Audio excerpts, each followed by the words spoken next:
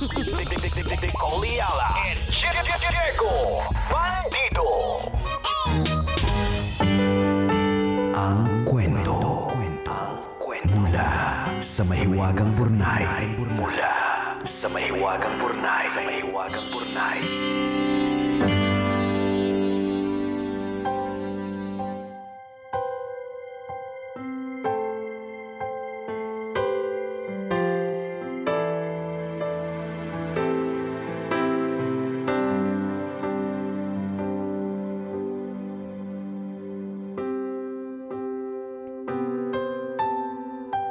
Dear kumikinang na tambalang ni Coliala at Diego Bandido.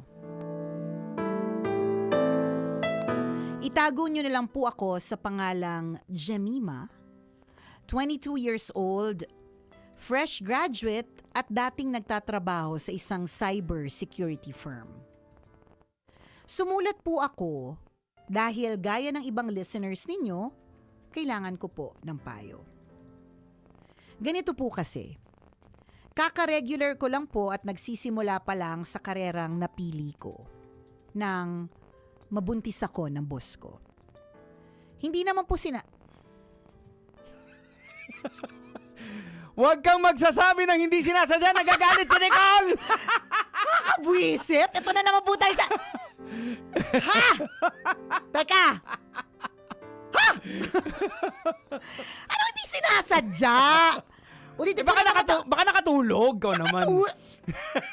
Okay, sige. Nakatulog. Oh. Kung bago siya nakarating dun sa pagtulog, may mga desisyon along the way. Diba? Ano ito, tulog ka? Ano ito? Ano hindi tigilan talaga sa hindi Ayan na yung papo! Nakakaloka! Natigilan talaga ako. Alam mo, hate na hate ko po talaga pag sinasabing nabuntis po ako ng hindi sinasadya. Paano hindi sinasadya? Ang dami mong choices bago dumating dun sa emerald part. 'Di ba? So hindi pwedeng sabihin hindi mo sinadya. It is a choice. Well, Kaya sa mga susunod na magsusulat, kung halimbawa, siguro, baka wag nyo nang gamitin yung term na hindi sinasadya, aksidente po ang lahat, ganyan. Kasi may choice po kayo eh. Tama. Or baka ang pwede, hindi po namin inasahan. Well, it's a defense mechanism. Yung Oo. pag sinabi mong hindi sinasadya. Wala. Oo. Defensive din ako. Kainis. Anyway, sorry na. Wala Naunahan na. ng yamot. Ayan. So, hindi naman po sinasadya. Nalasing kami. Tingnan mo. Tingnan mo yan. Uminom kayo eh. Uminom kayo. Ang daming choices. Ala na. Ito na. Kunyari, bote. Kailan ka uminom? Kunyari, let's say, ang iniinom nyo, wine. Pinakamasarap ang wine pag chilled. So, yung part na ang wine nilagay sa ice bucket or nilagay sa ref. Ang daming procedure nun eh. Naglakad ka. Katabi mo ba yung ref? Hindi. Di ba? Katabi mo yung rep? Sagot! Katabi mo hindi? Kalma. Baka bumuka yung operasyon mo sa lalamunan. Hindi! Sagutin mo muna. Katabi mo ba yung rep? Huwag na natin pag-usapan yung problema mo. Yung sinasabi mong hindi mo sinasadya, doon tayo! Yun na yun! Huwag na natin tapusin to! Huwag na! Hindi ko na babasahin! Di ba? Ayan na. Nagsimula sa hindi namin sinasadya. Pero yung unang term pagkatapos, nalasing. Okay. Di ba? So dun pa lang, yun nga, sa wine pa lang may choice ka na. Sa kind of drink that you will take in. Beer ba to? Wine? Hard liquor, rum, whiskey, gin. Ayan.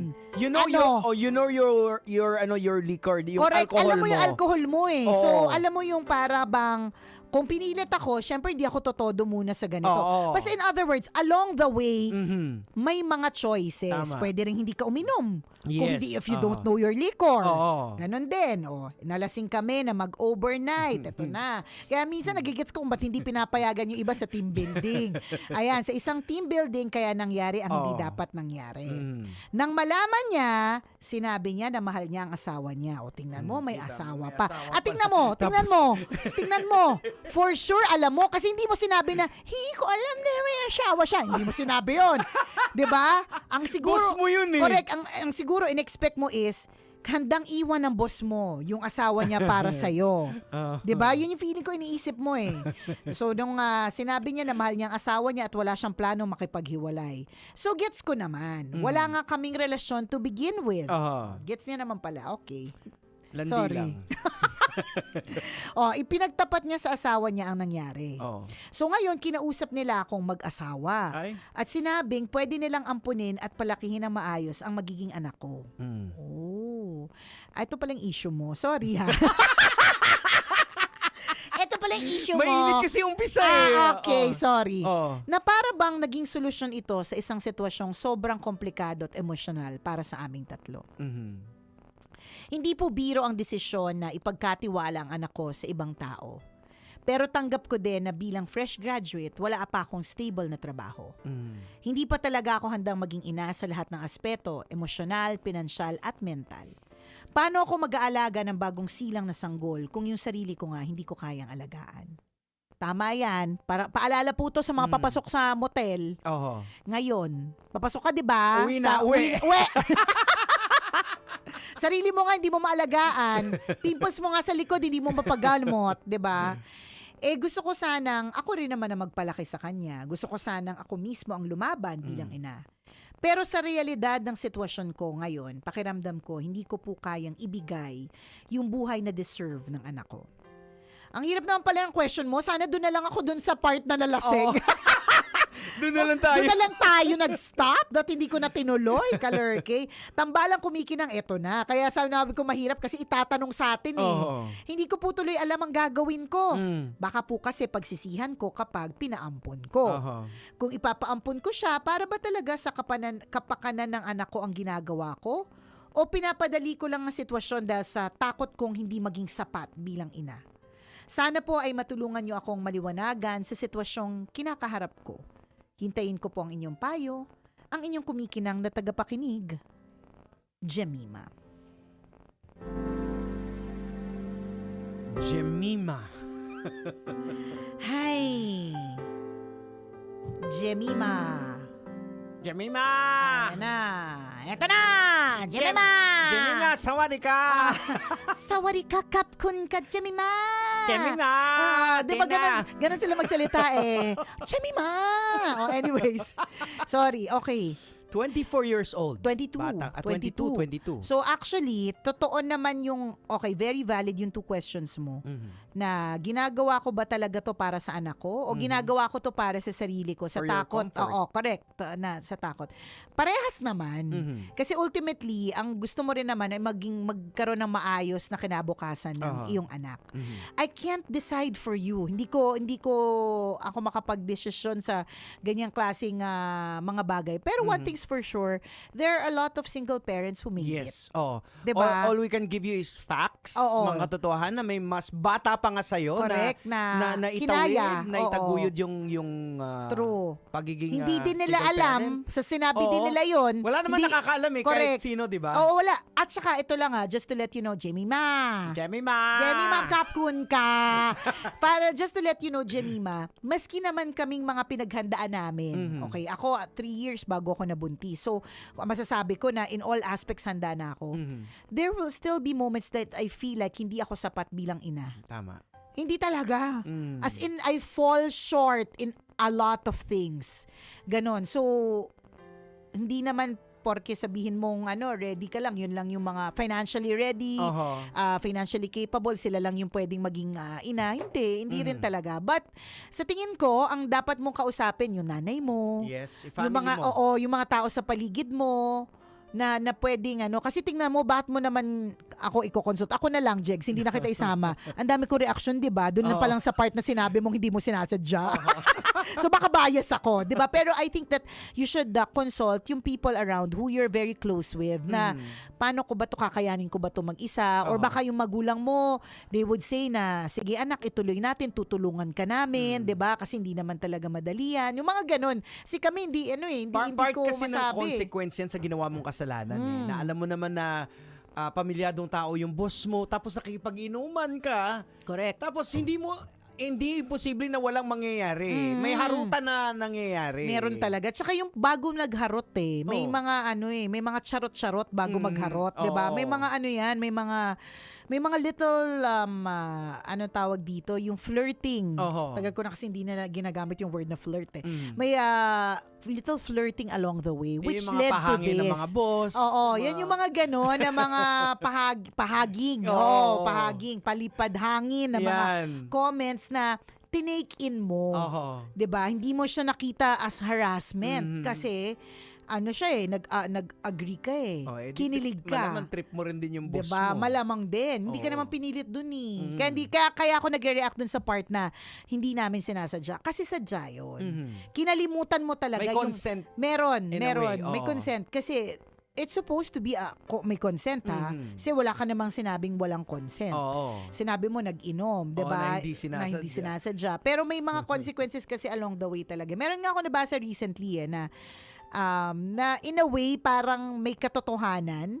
Hindi naman siya absolute, it's not for all situations. Pero ang nabasa ko is baka hindi ka naman talaga tinetest ni Lord. Mhm. Baka inaani mo lang kung ano yung tinatanim mo. Pwede. May Oo, point, oo, 'di ba? May point. Oo. May point. Now, it's also a test, of course. Pero, maaaring, minsan, Lord, ito yung test mo sa akin, 'di ba? Totoo naman, there always may mga test. Pero, maaaring, inaani mo lang kung ano yung tinanim mo. So, kung nagtanim ka ng kalandian, Mhm. merong ganitong Oo. aanihin na, na You reap what you sitwasyon. sow. Oo, parang yun. ganon. Ganon lang yun. Maaari, 'di ba? Oo. And again, it's not absolute. Mahirap naman sa lahat sabihin Oo. 'yan, 'di ba? Kasi kanya-kanya naman tayo ng how we see yung mga struggles. Pero 'yun. Now, doon sa tanong mo na baka hindi mo mabigay doon sa anak mo yung dapat sa kanya, unang-una, yung bata, wala pa pong choice yan. Ang choice niya lang is kinakailangan Mailuwal siya sa mailuwal sa siya. mundo. So, Oo. yun yung mga options na yan. Ano bang education bibigyan niya? Wala eh. Yung parent, yung nanay ang dapat na magdesisyon yan. So, hindi mo pwedeng sabihin na baka hindi mo mabigay. Kasi nga, hindi mo pa alam kung ano gusto niya. Hindi mo pa alam kung saang university siya papasok. Wala ka pang idea. Ang importante lang kasi sa pagiging nanay is hindi naman, yes, financial kinakailangan natin yan, pero naman. yung nandyan ka Correct. na mag-guide mo siya, I think, yun yung pinaka-importante sa lahat. Alam mo, meron akong may kakilala ako na sobrang dami na ng, iba-iba kasi sitwasyon Naalala ko lang siya kasi, nung nanganak siya recently, pang 11 na. Wow. Pero hindi sila mayaman. So, kumbaga talagang naghihirap-hikahos na to the point na nagtanong talaga siya. Sabi niya pa nga, pwede pa anong sa radyo. Nakakaloka. Kung sino pwedeng mag-ampon. Kasi kumbaga parang ang point niya is parang yung naiisip ni Jemima ngayon na paano ko maibibigay yung kinabukasan na deserve niya. Ganyan. So, sabi ko, una sa lahat, hindi ko i-announce yung ganyang klaseng bagay. Sabi ko, pero ikukwento ko yung sitwasyon, ganyan, na may mga tao talagang magigets natin kung bakit magko-crossroad sila na ano ba, mananatili ba ito sa puder ko or ipapaubaya ko sa iba para mas maganda yung kanilang kinabukasan. Sa tingin ko rin naman wala din namang you're not being a bad person if you want others to take care of your kid. Kasi mas mabibigay nila yung buhay na deserve nila. Totoo naman. Kaya feeling ko conflicted si Jemima Kaya siya conflicted, kaya siya litong-lito kasi gusto ko namang ibigay. Kaso at this point, at 22 na fresh grad, na hindi ko pa alam kung anong gagawin ko sa buhay ko, na for sure masisisante na ako sa work kasi nabuntis ako ng boss ko at hindi ko kaya makita yung mga kaopisina ko, 'di ba? Paano nga? Saan? 'Di ba? Kaya ibigay ko na lang. Pero yun nga, think muna magtanong sa mga tao sa paligid, baka naman maitatawid na madami Correct. nakakapagtawid. Yun lang yun. Mas bata pa sa'yo yung mga nangyari yung 16 ganyang years old, klaseng ganyan. sitwasyon. At isa lang ang very common sa mga nanay na ipinaubaya yung anak nila sa ibang tao na lagi, sana pala hindi ko na lang binigay. Sana nakasama ko. Sana nakita ko yung unang yapak. Sana narinig ko yung unang Iyak. boses, yung unang iyak. So, yun yung mga pagsisisi. At yun yung mga dapat timbangin mo. Oo. At saka syempre, again, tandaan mo Jemima! Jemima! Hindi mo to kakayanin na mag-isa. Correct. kinakailangan mo yung support ng pamilya. Mm-mm. Kinakailangan mo i-discuss to. You have to own yung pagkakamali na nagawa mo. Oo. Kasi that's consequence eh. Maaaring tingnan natin sa mas magiging mabigat kung ito na nga yung consequence tapos idadagdag pa with ipapaubaya sa iba. Yes, oo. Maaari. I mean, Oo. we don't, obviously, parang medyo kami leaning towards keep the baby. Yes, oo. Ganyan, di ba? Pero it's really up to you. Hindi namin alam yung buong sitwasyon eh. Oo. Ganon. Ang sinasabi lang talaga namin is, it has been done. Oo, kasi very thin line yung yung doon sa desisyon mo na para sa kinabukasan ng anak over doon sa comfort mo. Parang masyadong manipis yung baka pwede mong sabihin na para sa anak mo pero ang totoo pala Para sa posible. sarili. Oo, na hindi ka mahirapan kasi hindi mo pa kaya. Correct. Oo. Correct. So, dapat Baka naman, itong with having this kid, alam mo, when naniniwala talaga ako that when a child is born, a mother is also born. yes, oo. You'll learn it along the way. Totoo. Matututunan mo na lang din Maraming siya. mga single mother. Oo, na kinakaya naman. Tama. Ha? Oo. Salamat, Kasama pa rin Jemima! Jemima! Sambalang kumikinang ne! Oh, salamat, Jemima! Salamat!